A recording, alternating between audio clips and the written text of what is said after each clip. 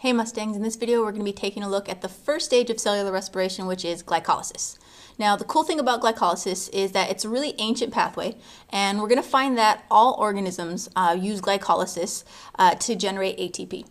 For some it's just that very first stage, for others it's a really big part of how they're going to obtain energy. So as we look at glycolysis, the word itself can help us remember what it's actually all about. So what is the whole point of glycolysis? So if we look at the word itself, glycolysis, lysis means to cut or to cleave. So glycolysis is the splitting or the cutting of sugar. And in this case, of course, we're going to be looking at glucose, which is the main source of energy that our cells want to use to turn into ATP or to transfer energy into ATP. So basically you're taking glucose, and it's kind of, you can think of it like you're splitting glucose in half. That's what glycolysis is all about. Now it's not that simple, but it's a good visual to imagine taking glucose and splitting it in half and making it smaller into two pieces, and that's glycolysis. So an important thing to remember about not just glycolysis but cellular respiration in general is that it's a metabolic pathway.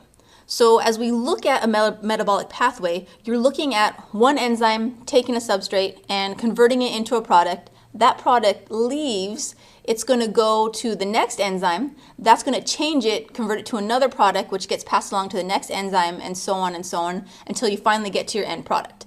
So here in cellular respiration and in glycolysis, you're going to see a series of steps. One product passed to the next, enzyme passed to the next, until you get your final product. So let's go ahead and take a look at glycolysis now. So glycolysis, metabolic pathway that takes your glucose, a 6-carbon sugar, your 6-carbon glucose, and it's going to break it into two 3-carbon sugars. Okay, and those two 3-carbon sugars are going to be called pyruvate. So you take a 6-carbon and you wind up with two 3-carbons in the end. So you can imagine it's really cutting it in half, right? When you're talking about the carbons. So 6-carbon down to 2, 3. 3 plus 3 equals 6.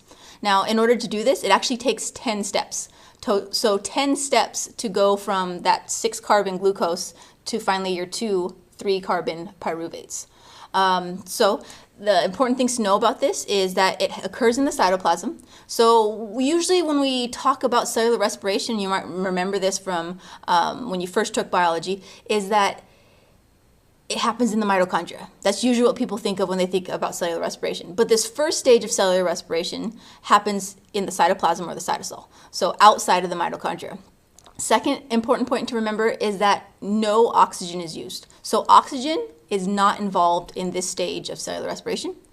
It's an ancient pathway, so it's probably the first pathway to have evolved in order to generate energy and to turn the energy in glucose, convert it into energy stored into ATP to transfer it along. And finally, it produces very little ATP. Now, this makes sense evolutionarily because way back when life first evolved, there wasn't a lot of oxygen in the atmosphere, so you don't need oxygen in order to make ATP. So it would make sense that it would develop that way. And this would have evolved in small microscopic organisms, so they wouldn't need a lot of energy. So these last two things make sense here. So kind of general overview here. You take your glucose, your 6-carbon sugar, and over a series of 10 reactions, 10 steps, so 10 chemical reactions, you're going to generate finally, at the end here, 2 pyruvate molecules.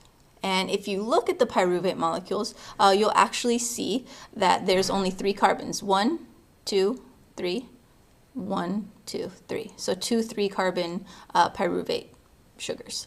If we looked at the glucose, remember when you're looking at an image like this, every corner represents a carbon. So here we have 1, 2, 3, 4, 5, and then up here 6. So there's our 6-carbon getting changed to our 3-carbon pyruvates. Now the question comes up, we learned about oxidation and reduction in class, so did glucose get oxidized or did it get reduced? Okay, so if you remember oil rig, oil oxidation is going to lose electrons, lose hydrogens. If it's reduction, it's going to gain hydrogens or gain electrons, the way you can look at it. So here, if you look at how many hydrogens it started with compared to how many hydrogens we're ending with, that means that glucose was oxidized. It lost hydrogens, it lost electrons. All right, Expected outcomes from glycolysis are going to be glucose, of course, converted to pyruvate over those 10 steps. 2 ATP are going to be consumed. So 2 ATP are going to be used to actually start the process of glycolysis. So you actually have to put in energy in order to make energy. 4 ATP will be produced. 2 NADH will be produced. So remember, your NADH is derived from NAD+. That's an electron carrier. So an electron carrier is something that can carry hydrogens and move energy around. So remember, electrons are energy, therefore hydrogens are energy. And if you're passing these hydrogens around, you're passing energy around. You're transferring energy around. The first 5 reactions in glycolysis are to get glucose ready to actually get the energy out. So we call it the priming phases here, the priming reactions. And then you have the second 5 steps, which are to get the energy actually out of the glucose. All right, so the first half of glycolysis, we call it the investment phase as well. So in the investment phase, you actually have to put in ATP in order to generate ATP later on.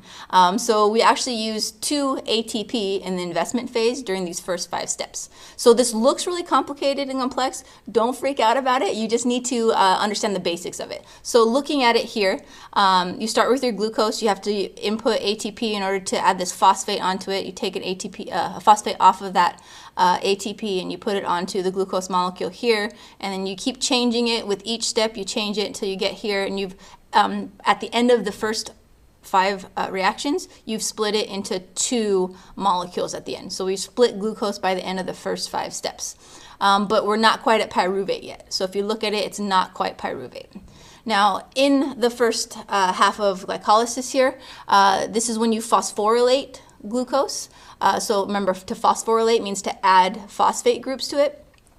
Rearrange glucose, so you can see you go from a ring structure that looks like this to a ring structure that looks like this, and then you split glucose by the end. So that's those first 5 steps. That's the whole point, to make the get it ready to pull the energy out. So we've had to put in some ATP, we've phosphorylated the glucose, and that's another thing too. Remember, phosphorylation is going to destabilize the molecule and make it easier to do a chemical reaction with it. Oops, let me go back. All right, the second half of glycolysis is known as the energy payoff phase. So the first 5 steps, we're just getting glucose ready to get the energy out. Now we're ready to get the energy out. And remember, in the first 5, we had to even input energy to even get it going. So here in the second half, you can see those last 2 molecules you ended with. I have one going on top, one going on the bottom. So we have 2 things going on at the same time with these molecules. And notice, though, that the exact same things are happening to both of those molecules that you made. So in the second half, 2 major things happen, and it has to do with energy. First, you make 2 NADH. So you've transferred energy, and now you have 2 NADHs. These can carry energy. This is going to go later on in cellular respiration, so these are very, very important molecules here. These are holding on to a lot of energy, or to some energy. They're holding on to energy. The G3P, so those 2 molecules you ended with at the end of the first 5 reactions, it gets oxidized. So it's going to lose electrons, while the NAD plus gets reduced because it's gaining electrons. And then the second major thing that's happening during these steps is that you're going to make 4 ATP. And the way you make these ATP is through substrate level phosphorylation. So this is where we're going to take the phosphates. So if you look here at the 1,3-bisphosphoglycerate, if you look at that, it has 2 phosphates added on. That's where you're going to make your ATP. You're going to tear those phosphates off as you go through these series of steps and add one at a time onto an ADP molecule to make it ATP. So this is called substrate level phosphorylation because it's actually taking a phosphate from one molecule and putting it onto the ATP. Okay, so removing a phosphate from one molecule and putting it onto another here. And so by the time you get to the end of the second 5 steps, we have finally made our pyruvate. So we have our pyruvate right there. And that's the whole point of glycolysis, to get to that point. All right. Now, out of all those things, you don't need to learn all the enzymes that are involved. You don't need to learn all the intermediates. Understand the basics of going from glucose to your pyruvate. But there is one important enzyme, phosphofructokinase. This enzyme is the one that controls the rate of cellular respiration. You don't want to be making a lot of ATP if you don't need a lot of ATP. That'd be wasting energy, basically, putting in a lot of time to something you don't really need. So this enzyme is going to control both the rate of glycolysis and the rate of the Krebs cycle. And it comes back to something we learned before, which is feedback inhibition. So remember, in feedback inhibition, you have a metabolic pathway, a whole bunch of enzymes passing product to product to product, and whatever's made at the end or at some point along the way will actually go back and turn off a step that was previous and then shut the whole thing down. So here, the phosphofructokinase is going to be that enzyme.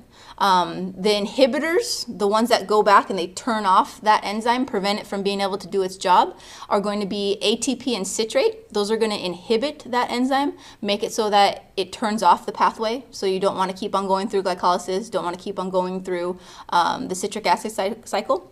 And then AMP, adenosine monophosphate, is going to be what stimulates it.